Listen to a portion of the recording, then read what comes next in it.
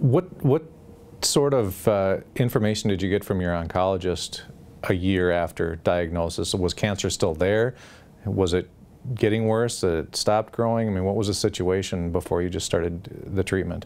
My first oncologist screamed at me and told me that if I didn't do what he wanted me to do, I was going to die.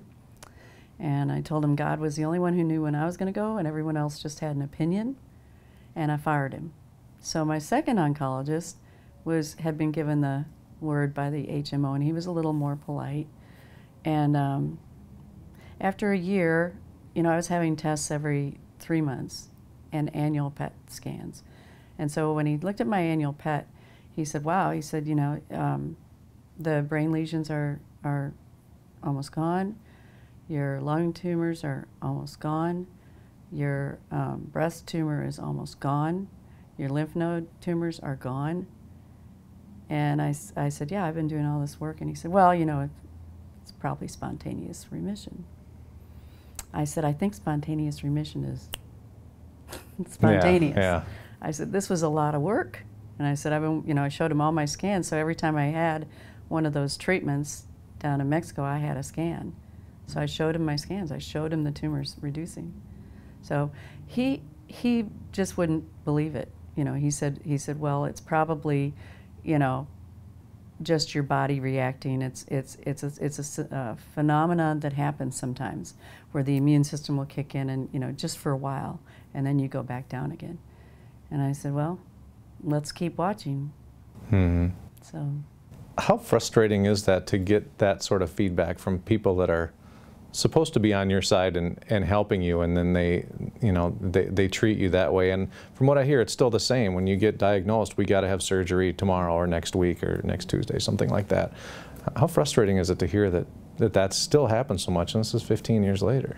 You know, it's no longer frustrating. I understand them. That's their job. They go to school for that. They do their medical school, their internship. They put a lot of money in it. You know, they live a very good life. They get paid very well, and it's the way things are. That's just what they do. They go to work and they come home, and that's what they do. I get it. And I think it's very unfortunate because a lot of people are so scared, and the doctor is God. You know, it's to us in this society. It takes a lot of time and a lot of experience to learn that they're just human.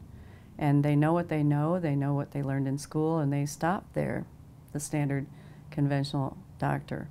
You know, the alternative doctor, the things that I like about them is they do the same schooling, they do the same internships, but they're curious. So they're like me, they keep looking.